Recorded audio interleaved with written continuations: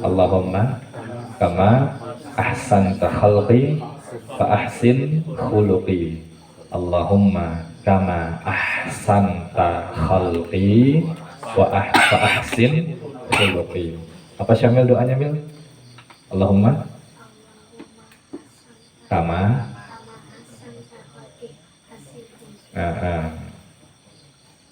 Salman dafal belum? Pak Khair dafal belum? Belum, ntar diajarin sama Syamil ya. Dihafalkan ya, Wah. Kita ini jangan hanya belajar akhlak, tapi lupa duanya yang lain. Berusaha diamalkan, kemudian berdoa. Ya Allah, kama ahsanta khalqi, sebagaimana engkau memperbagus penciptaan kami, khalqi, penciptaan kami, fa ahsin khuluqi, maka perbaiki juga akhlakku. Sebagaimana engkau membuat saya ganteng, tampan, tubuhnya sempurna, maka perbaiki juga akhlakku. Allahumma kama ahsanta khalqi fa ahsin khuluqi. Coba Pak Ibnu. Allahumma kama ahsanta khalqi fa ahsin khuluqi. Baik. Pak Yanto.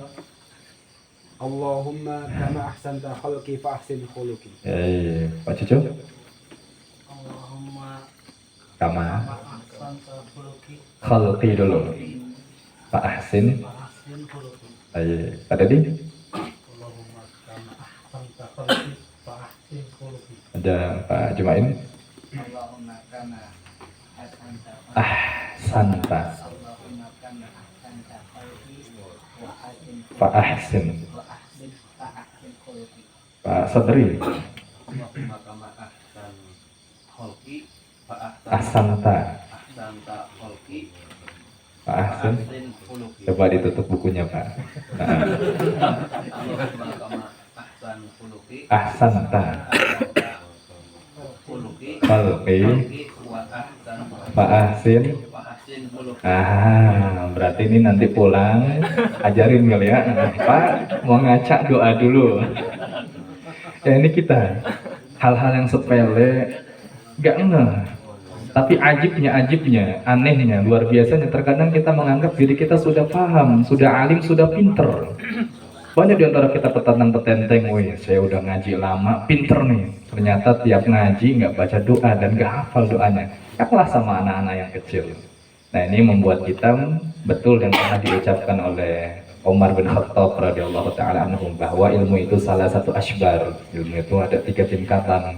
Intinya semakin kita belajar, kita semakin tahu bahwa diri kita semakin bodoh. Beda dengan orang yang belajarnya kulitnya doang atau belajarnya sekali-kali, itu menganggap dirinya sudah ngerti semuanya. Nah dihafalin, pulang-pulang kita bawa oleh-oleh ini. Allahumma kama ahsanta khalqi fa ahsin khuluqi. Nah itu diantara doa yang bisa kita panjatkan. Ya kita sampai bawah ya, sampai bawah. Halaman 5. Baik, lanjut Pak. Barakallahu fikum. Bismillah. Fa innal haditha fi hadhil awraqi an mabniyun karim. An mabnan karim wa ma'nan azim mamduhin bi kulli lisanin mutazayyanin bihi fi kulli makan wa bakin dhikruhu ala maril zaman maril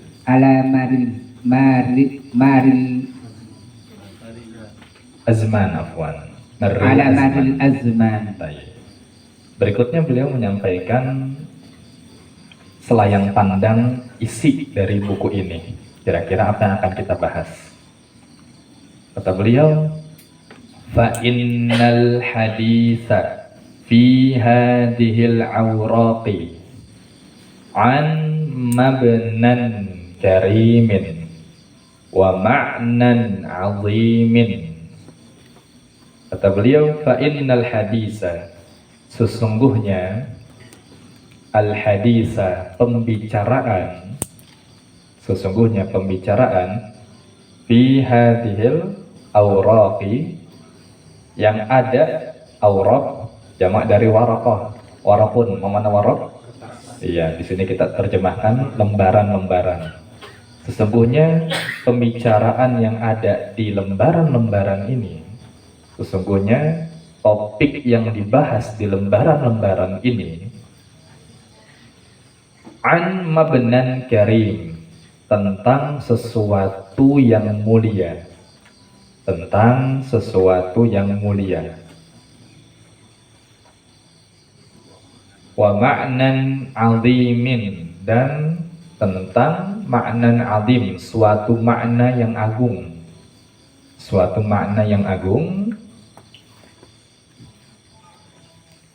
Mamduhin bikulli lisanin, yang terpuji, yang dipuji, yang dipuji, ala bikulli lisanin, oleh setiap lisan, oleh setiap lisan, yang setiap lisan memujinya, yang dipuji oleh setiap lisan.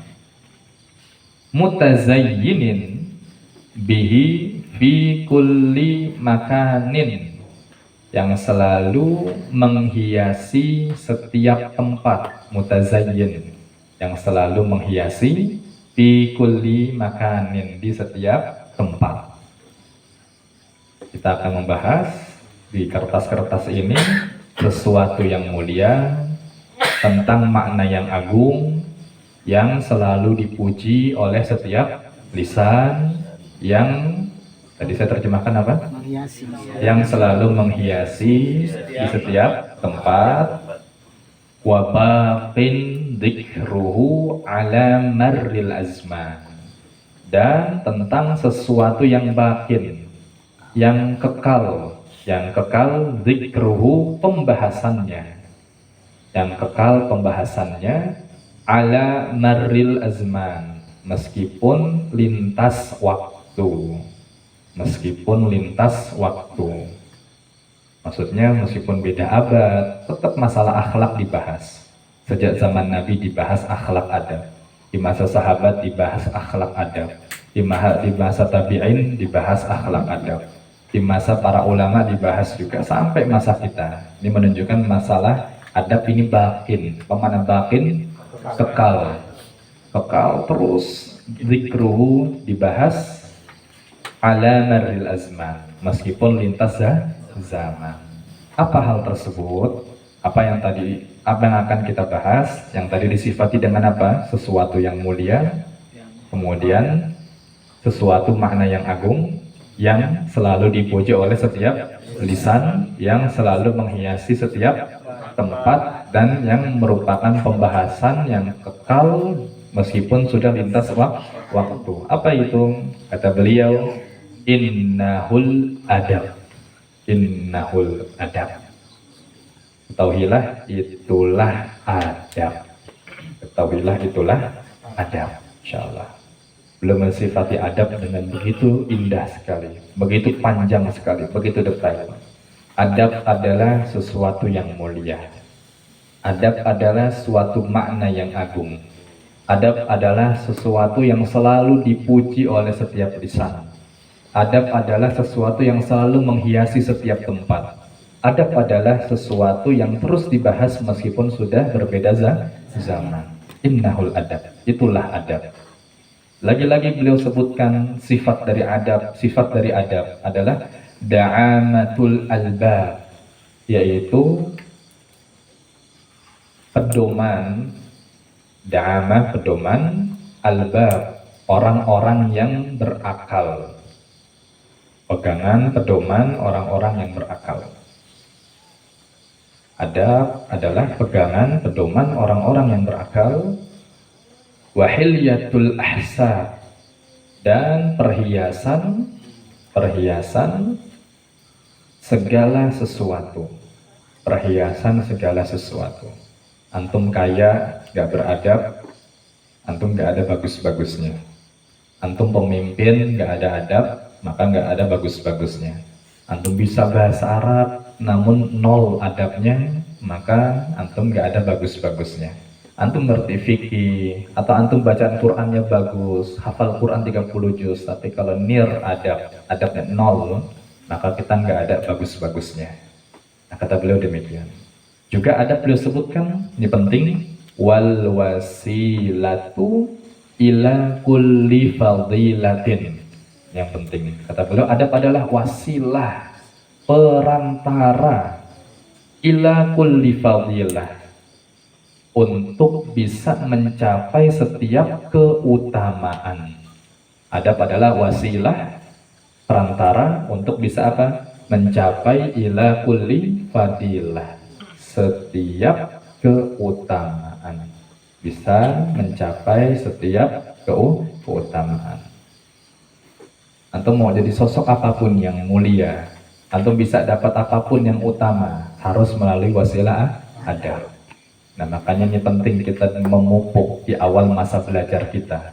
Sebelum kita menjadi orang yang besar dalam ilmu, sebelum kita paham fikih lebih banyak, sebelum kita paham tafsir, sebelum kita bisa bahasa Arab, sebelum bisa nahwu sorof, sebelum kita ngerti akidah, tauhid, manhaj, dan seterusnya, pupuk dulu masalah apa? Adab. Pupuk masalah adab. Dan jangan dikira ketika orang dewasa ingin dirubah adabnya itu langsung mudah. Ini sulit. Di mana-mana untuk pembiasaan adab, penanaman adab dimulai dari kapan? Dari kecil. Dari kecil. Banyak orang yang udah tulisan segede gaban di pinggir kali, dilarang buang sampah di sini. Yang buang sampah di sini miskin 7 turunan. Tetap nggak buang sampah di situ? Tetap. Kenapa? Karena dari kecil nggak ada pembiasaan adab. Ada orang yang di situ sudah tertulis dilarang parkir depan gerbang. Kemudian masih ada nggak parkir depan gerbang terkadang? Ada. Bukan mereka nggak bisa baca, tapi memang karakter adab yang memang nggak dipupuk sejak kecil. Parkir gratis, apabila kehilangan bukan tanggung jawab manajemen toko tersebut. Masih ada nggak yang minta bayaran dari parkir tersebut? Masih ada. Ini masalah apa? Akhlak. Maka baik masalah duniawi harus dipupuk adab sejak kecil. Nah, sama masalah ilmu, kita harus pupuk masalah adab selagi kita masih tanda petik sighar, masih kecil dalam masalah ilmu. Nanti kalau antum sudah jadi dai atau antum sudah punya ilmu banyak, antum sudah ngajar, mau merubah akhlak, ini sulit. Maka selagi kita masih polos, masih kecil dalam ilmu, kita harus banyak-banyak belajar apa? Belajar adab ini. Baik, terakhir kata beliau di baris ini, wadari'atu ila kulli syari'atin. Dan adab itu juga merupakan rambu. Adab juga merupakan rambu ila kulli syariah, untuk bisa mencapai setiap masalah-masalah syariah. Untuk bisa mencapai setiap masalah-masalah syariah. Antum ingin bisa ilmu apapun dalam syariat. Antum ingin menguasai apapun dalam syariat. Antum ingin bisa mengamalkan apapun dalam syariat. Rambu-rambunya, pedomannya, pegangannya, batasannya itu adalah masalah adab, masalah adab. Ini berikutnya, sifat begitu detail menunjukkan bahwa adab ini sesuatu yang betul-betul harus kita kejar. Terakhir kata beliau di halaman ini, jami'atul mahamidi wal fadli wan nahyu wan nahi an kulli qabihin wa jahlin. Berikutnya beliau menyebutkan dua manfaat adab. Dua manfaat adab. Apa dua manfaat adab di sini? Satu, jami'atul mahamidi wal fadli. Satu, adab itu jami'ah, dapat menghimpun mahamidi wal fadli, segala hal yang terpuji dan utama. Satu, adab bisa menghimpun segala hal yang terpuji dan utama. Satu. Yang paling penting yang kedua ini. Apa manfaat adab yang kedua? Wan nahi an kulli qabihin wa jahlin. Fungsi adab kedua adalah nahi, mencegah kita dari kulli qabih, setiap keburukan, wa jahlin, dan setiap kebodohan.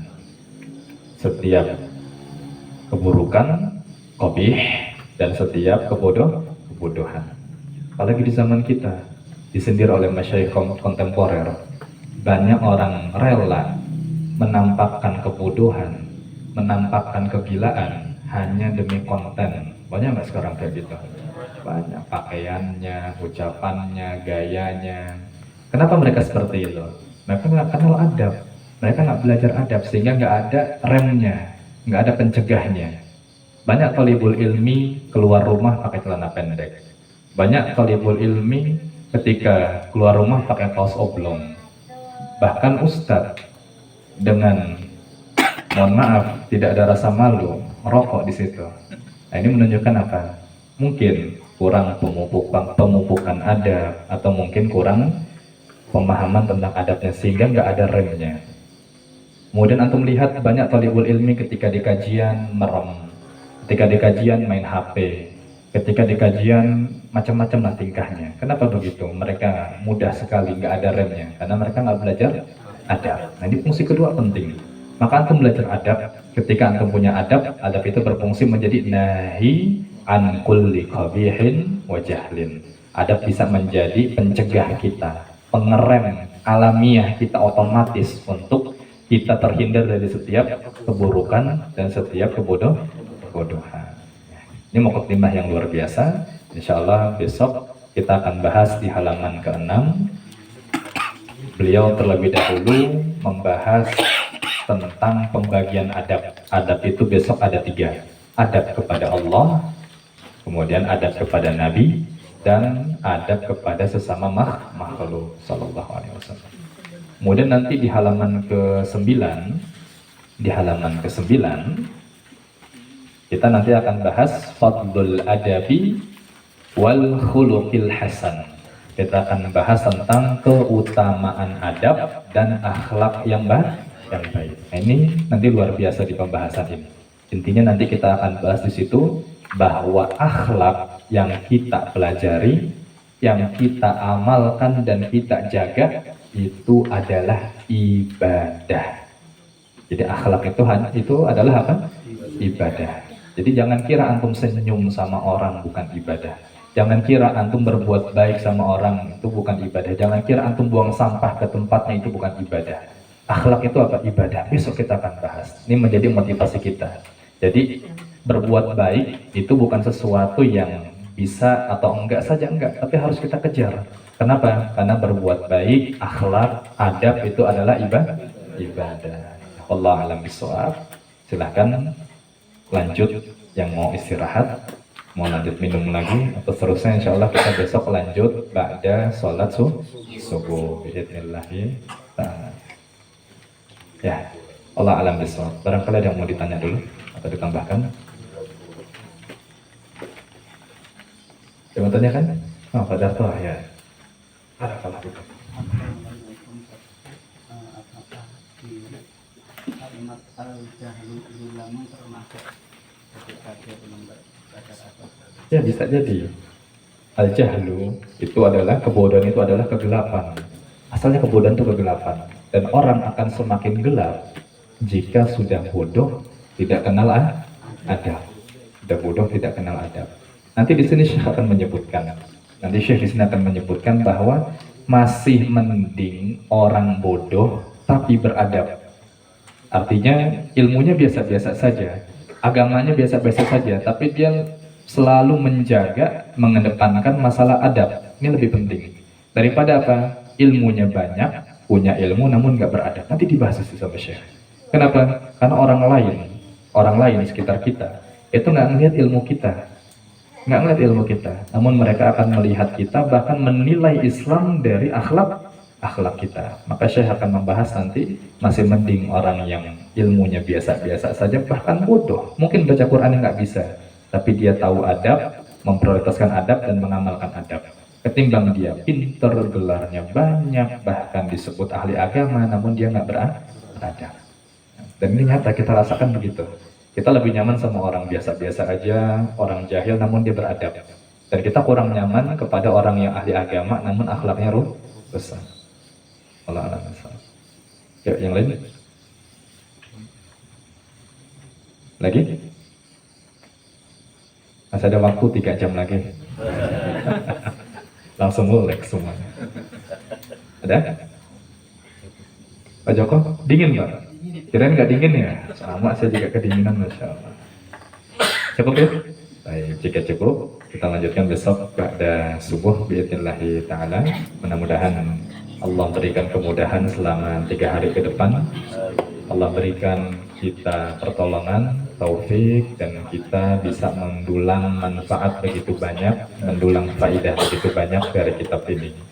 Sallallahu wasallam ala nabiyina Muhammadin wa ala alihi wa sahbihi ajma'in. Kita akhiri dengan kafaratul majlis. Subhanakallahumma bihamdika asyhadu an la ilaha illa anta astaghfiruka wa atubu ilaik. Wa akhiru da'wana alhamdulillahi rabbil alamin. Wassalamualaikum warahmatullahi wabarakatuh.